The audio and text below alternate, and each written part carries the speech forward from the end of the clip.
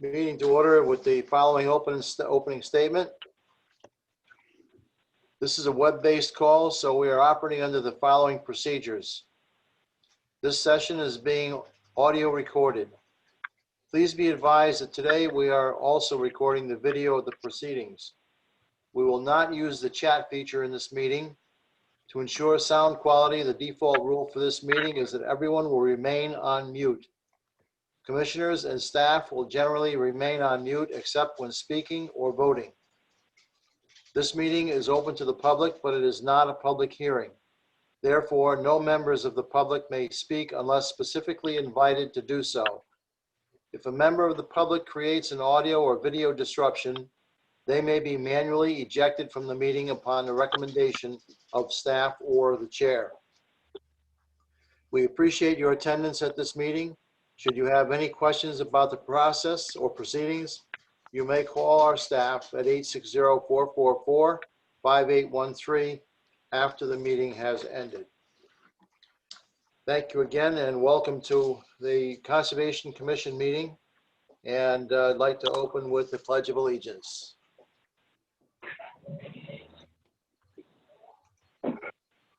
I pledge allegiance to the flag of the United States of America, to the republic for which it stands, one nation, under God, indivisible, with liberty and justice for all. Thank you.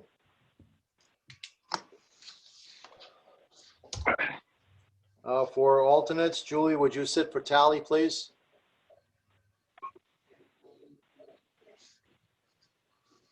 And Item number 2, approval of... Mr. Chairman, Yes, ma'am. do you want to appoint Ivy for Jessica? Oh, I'm sorry, yes. Ivy, would you sit for Jessica?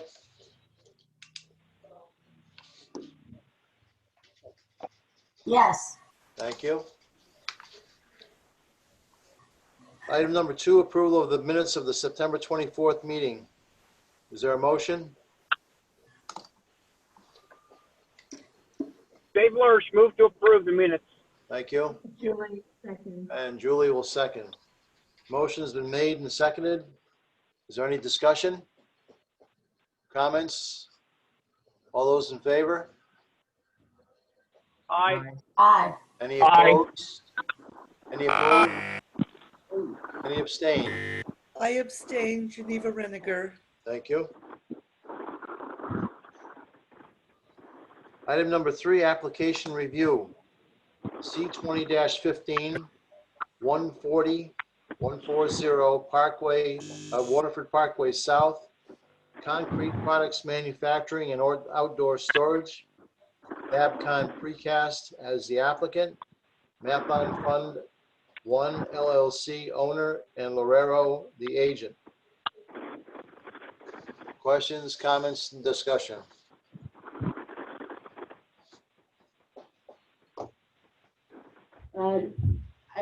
Mr. Chair, I believe Lorera has a, they just have a modification or alternative that they wanted to present tonight for the record. Seamus, are you there? Yeah, I'm here. Good evening, Commission.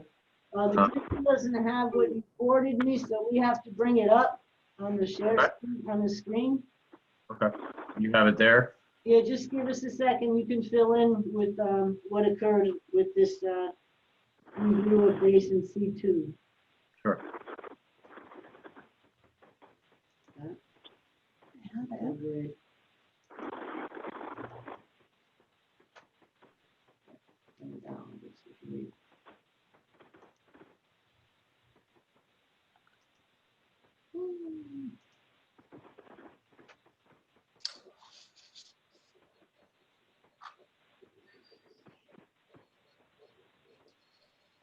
Good, Seamus.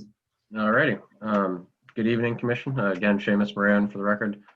Thank you for having me again tonight. Can everybody hear me? Yes.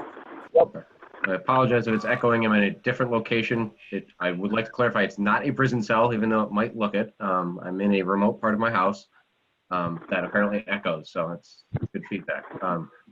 So what we ended up doing was we submitted a revised outlet location from basin C2 It was previously, as you guys have seen, from basin C2 to C3. We were constructing basin C2, which the outlet discharge was then going to go into the existing basin that was previously constructed. Yeah, thank you, Maureen. Was going to go into the existing basin that was already previously constructed. And then we're going to utilize the existing outlet discharge pipe that was already constructed back in 1980 or 1990 or so. Maureen had some questions about that. Fuss and O'Neill had some questions about that. The original intent of this was to try and keep the outlet discharge location. My goal was to try and minimize the impact within the 100-foot upland review area by utilizing the existing basin. I think my original decision was just the wrong decision. So Maureen and Fuss and O'Neill both made a similar comment. So rather than discharging into basin C3, which, then we're adding C3 essentially into our stormwater management plan, which really wasn't the intent. The intent was just to use the outlet that was already there.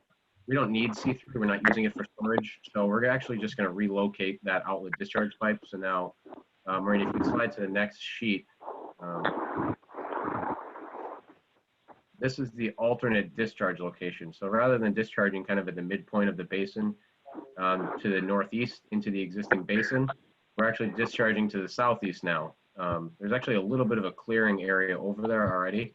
So we'll discharge, this outlet location does a number of things. It reduces our impact in the 100-foot upland review area. Our outlet discharge pipe is now, I think it's 60 some odd feet away from the edge of the wetlands, whereas the outlet pipe we were going to use is right on the wetland. Our limit of disturbance is now further away. So I think overall, this is just a better plan. I'm glad Maureen and Fuss and O'Neill brought it up, but we were able to make the change. This wasn't the original plan, but this is what I would like to request as an alternate solution to the alternative, which was the discharging into C3. So with that, I don't know if there's any questions about this new location. Anybody has comments or questions? Be happy to take them. Mr. Moran, Rich Muckle here. We may have talked about this in the past, but unfortunately, I apologize, I don't recall. These basins were constructed decades ago. How much degradation has there been to them over that period of time?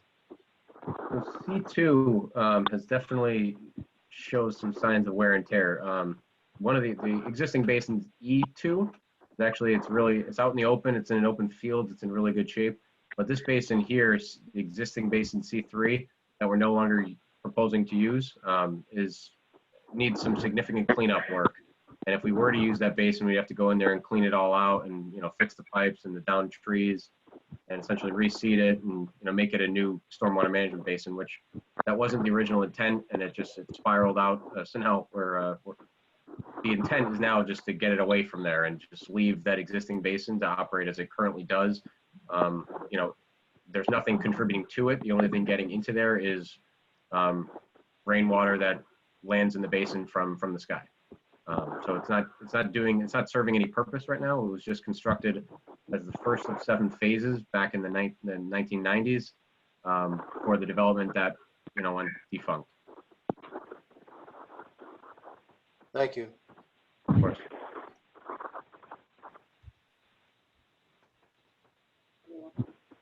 Any other questions or comments from members of the commission?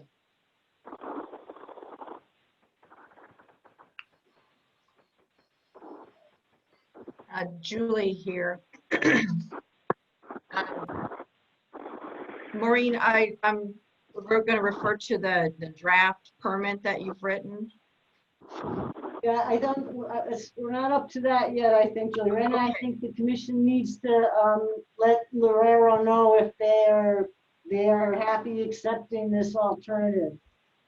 Oh, well, I think that's do we need to have a motion for that? I think you can incorporate it into whatever motion you make on the draft and the findings. Well, it looks like an excellent alternative, in my opinion. Any other questions or comments? No, I Dave? would agree with Julie. I would agree with Julie that I like this.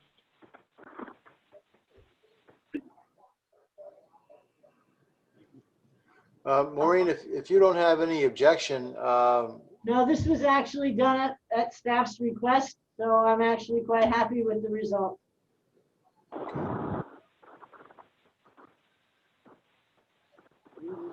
any other questions or comments?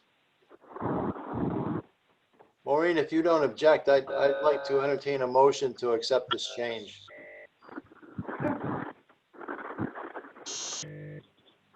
Julie here. I would like to make a motion to accept this alternative relocation of that from stormwater management area C2 away from the upland review area to the southeast. Is there a second? Wade Thomas seconds. Dave Lurch, I'll second that motion. Okay, there's been a motion and a second. Any further discussion? All those in favor? Aye. Aye. Aye. Any opposed? Abstain? Thank you very much. Thank you.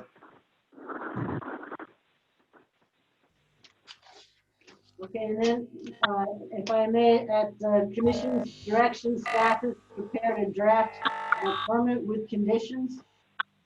And with on page, last 2 pages with the findings and considerations for decision. You've all had it in your packet. I don't know how you want me to go through it, but I've prepared a summary of the factors for consideration as well, if you'd like. Essentially, can everyone hear me? There's a lot No, of feedback. no, I'm having a problem hearing you. No. All right, well, we're just getting a lot of feedback here. Us? I'm gonna mute. Everyone.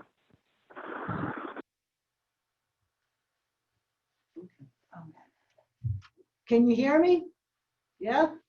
You're going to have to unmute yourself to speak. Can everyone hear? I can hear you fine now. Hear you. Yes, fine. I can hear you. Okay. Okay. Everyone needs to be on mute. That might be part of the problem. Okay, Maureen. All right, thanks, boss. So anyway, I put together a number of special conditions based on the commission's discussions and recommendations, and just designating specifics for the conservation easement area. Staff recommends that the approved limits of clearing on the east side of the project are designated as a wetland non-encroachment boundary. Therefore, as such, any activity in there would require review and approval by the commission. The conservation easement, we're going to have the language drafted up. The town's attorney approves it on behalf of the town of Waterford because the easement is granted to the town of Waterford, not the Conservation Commission. And that easement will need to be filed before work starts on the project. At the commission's request, special condition number 6, a minimum of 2 saturated hydraulic connectivity tests to be performed in the native substratum, in the footprint of those infiltration basins and the subsurface infiltration galleries, and to be submitted by the design engineer back to the agent to verify consistency. As we talked about at the last meeting, it's to the applicant's benefit and their design engineer's benefit to know if these basins need to be modified before they start the job. And it's been indicated in their responses that that's scheduled to be done. The commission had talked about doing the condition being prior to filing of final plans. But in my research, the filing of final plans is really a planning and zoning requirement, not an inland wetland requirement. So I modified that to be prior to construction. Any questions or comments on that? Unmute and let me know. Sounds good.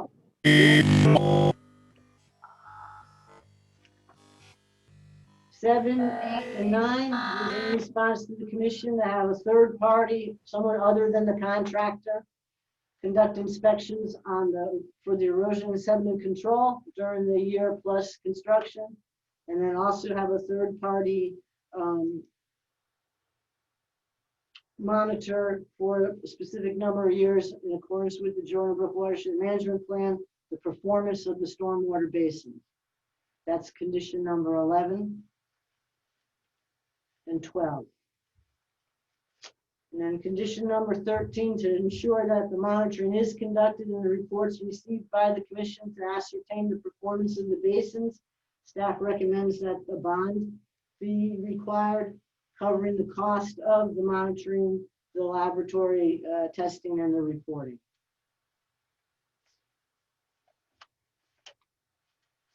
In light of the commission's action tonight to accept the modification to the plans that the commission reviewed and went to draft on last time, I would also recommend that one of the special conditions be that the modification of the outlet of basin C2 is presented at the October 8th, 2020 meeting minutes, and then the October 8th, 2020 letter from Lorero be incorporated into the final plan set.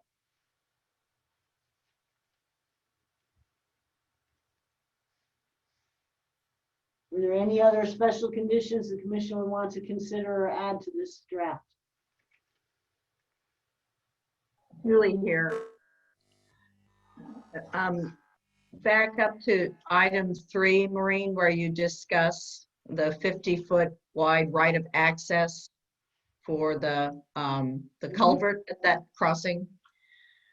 Just on the other side of that, just on the west side of that, is a house that's, or barn or something that's all fallen down. That's like within the conservation easement there. I don't know really at what point they're going to be needing to make any maintenance or improvements of that, but at some point it should be great to have that all cleaned up. That there's an overhead wire that is, I don't know, I'm sure it's not live anymore, but it goes to that fallen structure and continues on.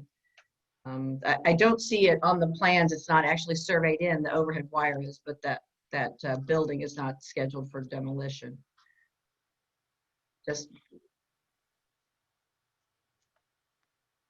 can that be made part of the of this as a condition?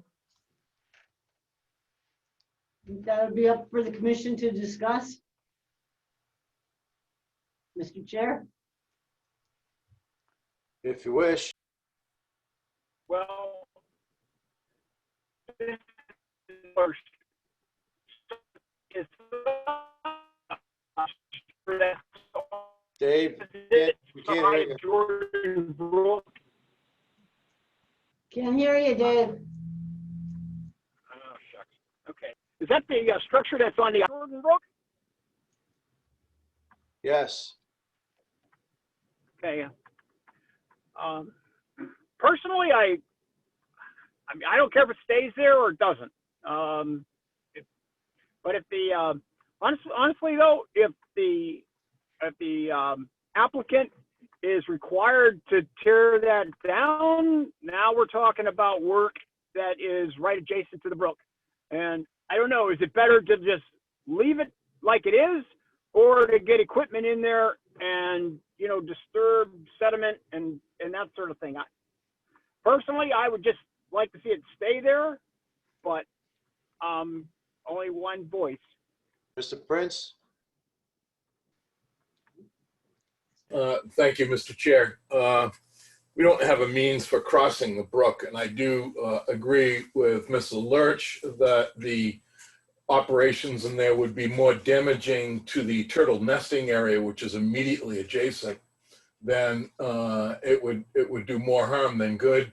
The overhead wires are live up until the point where they enter the structure, where they're probably not live. But the overhead wires are an active easement into the property and provide a means for electrification of the west side of that parcel should it ever be developed. but we don't have access to that side without crossing the brook. And that becomes problematic unless there is a owner that can gain access from the west. Thank you. There is an existing culvert there, stone culvert. Say again, Maureen? There is an existing stone culvert there. When the property was live 2 years ago, they used it. So there is a means, but it's really up to whether the commission wants to make it a condition that it has to come down or leave it there because it is part of that conservation area. And as Mr. Prince said, very close to the turtle conservation area.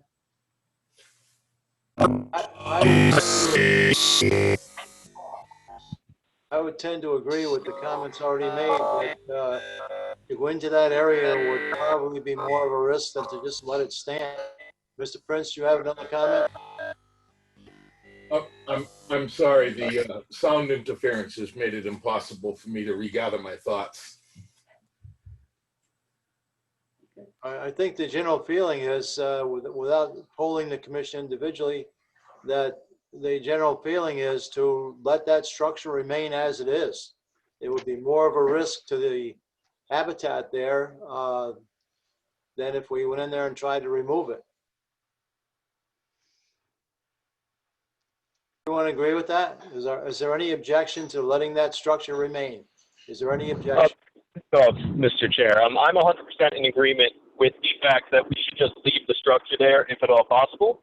I think that the amount of work that would be required to go in and take down a decaying structure is pretty significant, whereas if the structure decays, unless there is some sort of chemical leakage from the structure, which is unlikely, it's not going to do much damage. You know, wood rotting and shingles falling is just wood rotting and shingles falling. It returns to nature as opposed to, if there's not a chemical problem, there's no reason to take down the structure, even if it has become dilapidated. Okay, again, I think that the commissioner would be in favor of letting that structure remain. Mr. Prince?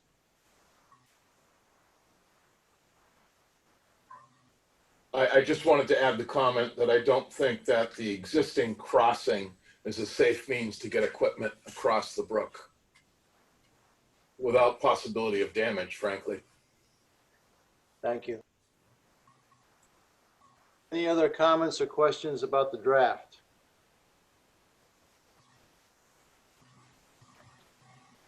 I think for the commission's benefit, the commission should go through the findings and the considerations that are on the last A through D, so they can vote to be in agreement. Yeah, bring that up, would you? Hang on, Katrina will bring it up so you can see it. I did have a couple questions, just looking for some clarification. I'm not sure if it's my turn or if this is still commission comment. Just right now, the commission, hang on, James. Yep, okay.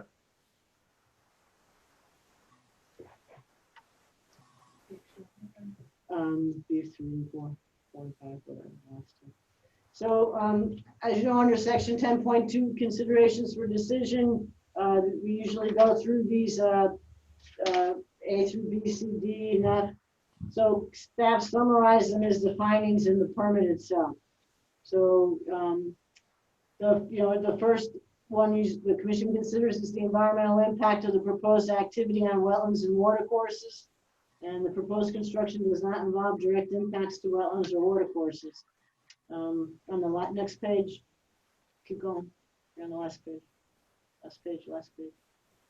One more, right there on top.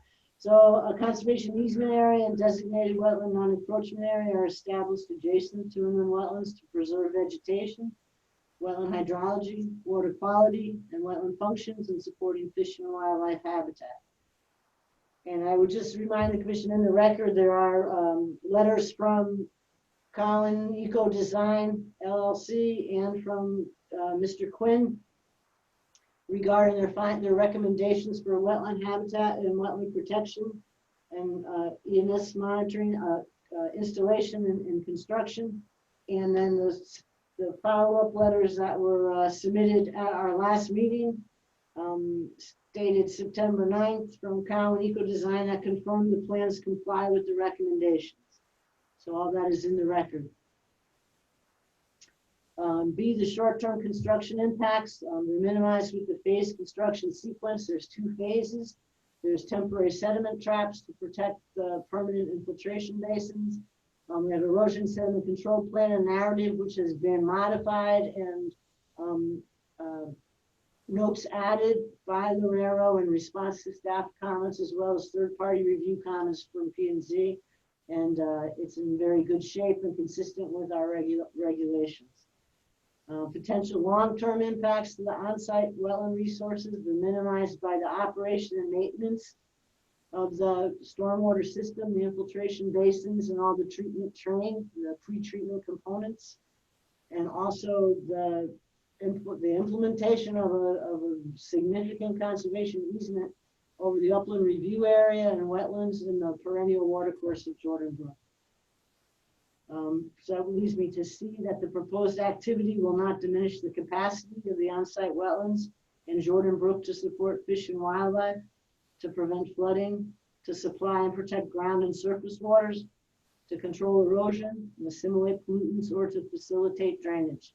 None of these impacts have been identified or verified in this application. And then finding D is one that the commission always uses, that if strict adherence to the terms and conditions imposed with this permit will protect the quality of wetlands and surface waters on this property. That's all staff had for the draft. I believe there's a question from the applicant. Moran? Yeah, thank you. We just had a couple questions looking for a little bit of clarity on just a couple of the special conditions.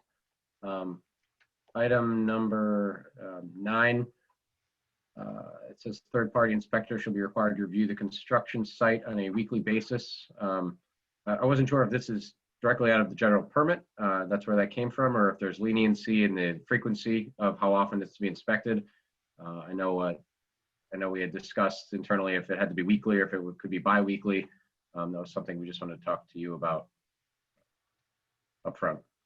I did not take this condition out of anybody else's permit, general or otherwise. Okay, so then I guess my question is, Your petition is to the commission, not staff. I gotcha. So I guess item number 9 just says it's recommended or required review the construction site on a weekly basis for conformance with the approved erosion and sediment control plan. We're just weekly seems a bit much if there's no rain or there's no if there's no issues on the site. We're just if we could do bi-weekly or after storm events of 0.1 inch, which is similar to the general permit. We just wanted to see if there's any leniency in going bi-weekly rather than weekly. I'll mute myself if the commission input. Comments from the commission? Did Wade have a comment that I missed on that? Wade, did you have a comment? I don't know. I saw your picture up. I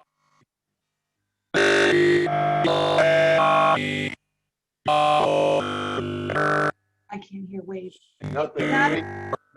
Nothing is coming across, Wade. All it is a bunch of static.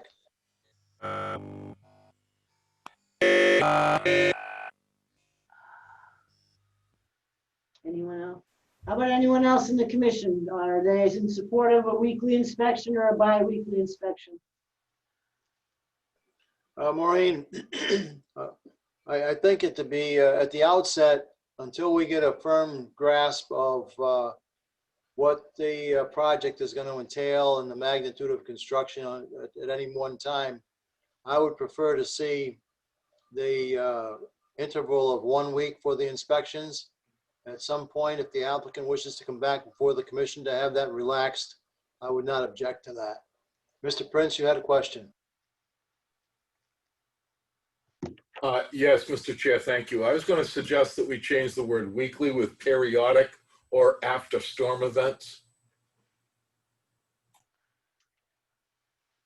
Once again, I think that I would favor a weekly inspection until we get to a point where we have a good firm grasp on the site and the activity on the site. I agree with the chair. I agree with the chair. I think you need a specific time that it's going to be inspected, weekly or bi-weekly, but not some vague time. My concern about this whole thing is the dust. I mean, in a week, a lot of dust can kick up. And I think we really need that watched, and maybe on a weekly basis. General feeling seems to be that the weekly inspection is appropriate at this time. Again, if the applicant wishes to come back at some future time after construction is underway to relax that provision, I think that we will be willing to reconsider the periodic inspection. Yep. Any Thank you. other questions, comments, or provisions of the permit that we want to discuss at this point? Excuse me, Mr. Chair. I had a question about 11 and 12 quickly as well, just the frequency of the monitoring. I was just looking for some clarity. It's item 11. Let's see. It just says monitoring. All right, so it says water quality monitoring. It should be collected after storms event of a ½ an inch or greater during a 24-hour period. And this is monitoring shall be conducted quarterly during the first year of operation. I'm just looking for clarity. So that's every storm event over ½ an inch or greater, we're testing the stormwater quality. But the monitoring is of the stormwater structures themselves, and that's quarterly. So 4 times a year, we're going to go out there. Quarterly monitoring, quarterly sampling and monitoring. It's right out of the Georgia Brook Watershed Management Plan. 4 times a year, the first year, not every storm. Just make sure it's at least a ½ an inch storm. Okay. All right. So it's just, gotcha. Okay. So it's not every ½ inch storm. It's, There may likely not be any, there should not be any discharge unless it's a 10-year storm and you're out there. So we're just trying to get an idea of the pollutant loading coming from the pre-treatment. gotcha. Understood. So it's 4 times a year for a ½ inch storm. Gotcha. At least a ½ inch storm. Correct. Yep. Understood. Okay. After that first year, it goes down to semi-annual. Gotcha. So that clarifies 11 and 12 then. So I guess 13, they were just looking to find out what that number looks like. So that's during construction. That's the inspections during construction and the stormwater monitoring, which is quarterly for the first year and then biannually for the next 3 years. No, the bond would just be for the 4 times a year inspection, monitoring, and reporting, and then the twice every subsequent year for 3 years. Okay. So the cost of the laboratory, the person that goes out and samples it, and I guess the report. Gotcha. Okay. And that's all I had, unless Jeff had something else or.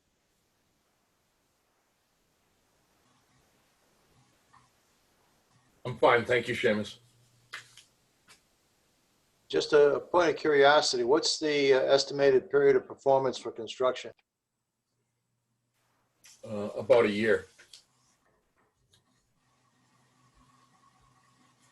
Any other questions or comments on the draft?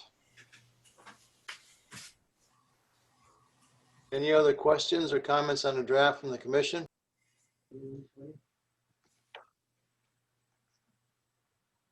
Any other questions or comments? Hearing none, a motion would be in order to accept the draft.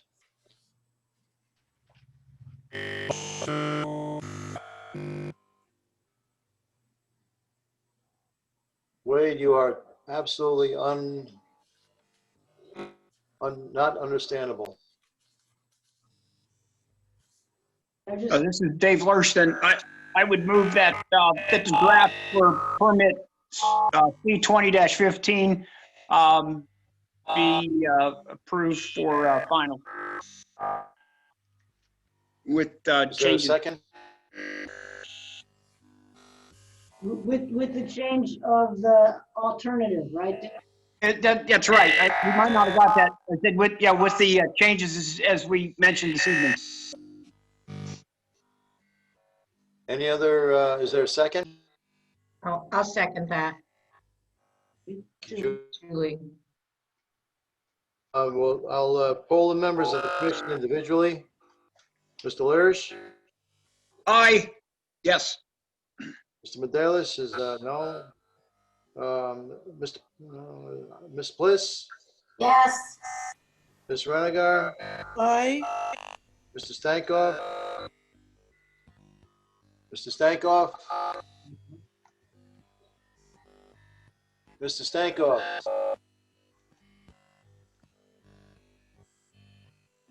I don't know whether we still have Dave with us or not. I don't see Dave with us any longer. Excuse me, I don't see Mike with us any longer. Mr. Thomas, Ask him to raise his hand. okay. The chair votes aye. Did you see Dave? So by a majority, And Julie votes aye. Julie, thank you. There's Wade. Did you go aye? Wade, Wade, raise your hand if you're an aye or, okay, thank you. By a majority vote, the motion passed. Thank you very much for your time these last few weeks, Commission. We really appreciate it. Three. Thank you. Detailed review and your professional manner in which the meetings were executed. Thank you very much to the chair and the members. Thank you. Thank you. Okay, next That's on very the kind. agenda. Very kind comment. Thank you.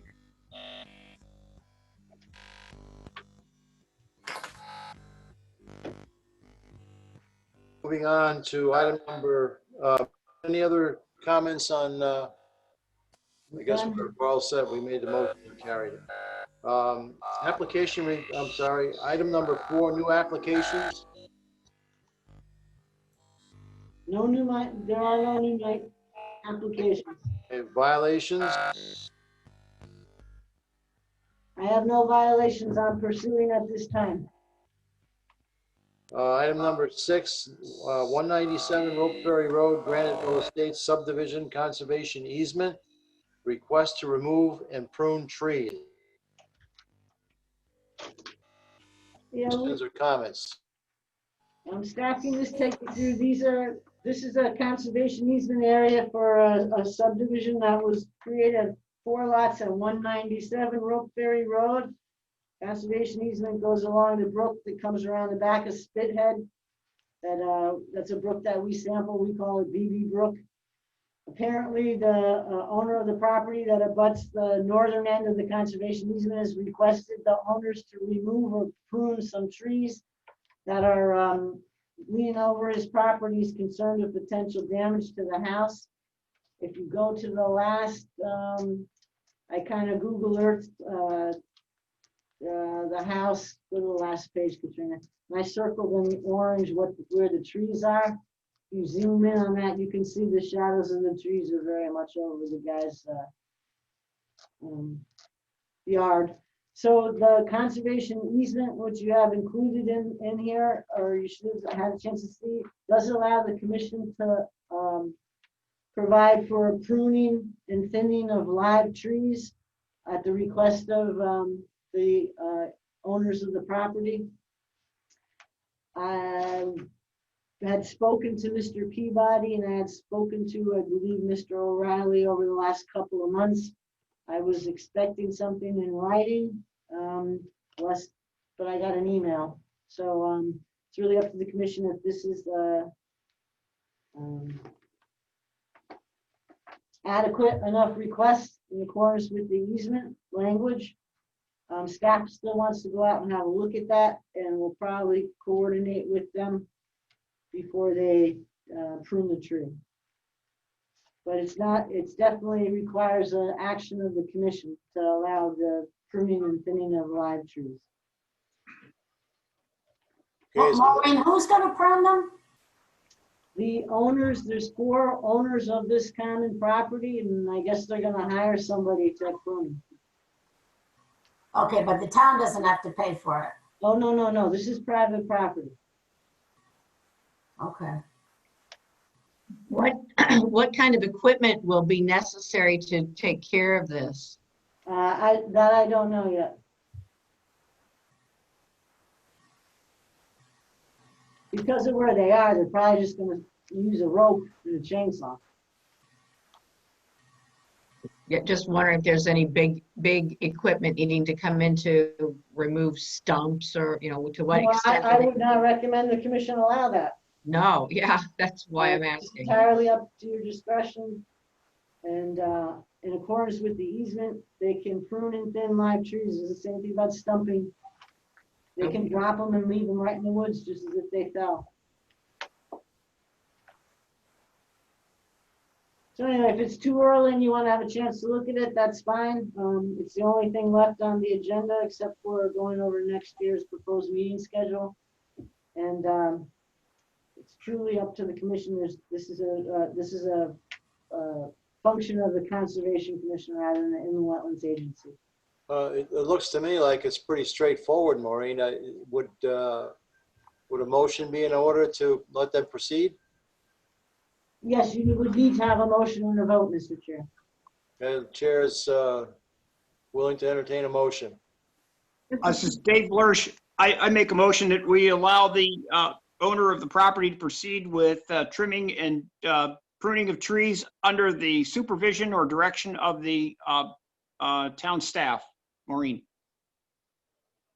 Is there a second? I second that motion. Geneva Reniger. Thank you. Are there any questions, discussion, comments? All those? Julie, just a real quick question here from Julie.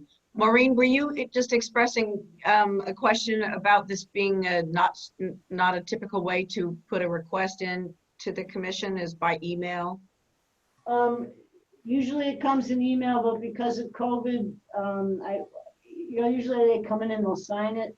So I just want to make sure you were okay that if staff verifies that these are indeed the owners of this property, that you will go forward with it. Okay. Yeah. Thank you. Okay, motion is made and seconded. Are there any other questions or comments? Hearing none, all those in favor? Aye. Any opposed? Any abstentions? Motion carries. Thank you. Michael, you lost Michael. 5 votes. No, 6. Item number 7. I'm sorry. Under item number 6, the proposed meeting schedule for the coming year. I'm gonna pull that up in just a second. Questions or I'm going to comments? turn that over to our Katrina, who has put this together and knows way more about this than anyone else, as our longstanding secretary. I did the normal second Thursday and fourth Thursday. It was pretty straightforward until we got to November because of Veterans Day and Thanksgiving. And so after discussions with Maureen, we are suggesting to do Thursday the 18th and then the first week of December and the third week of December. So that would leave us just one meeting in November.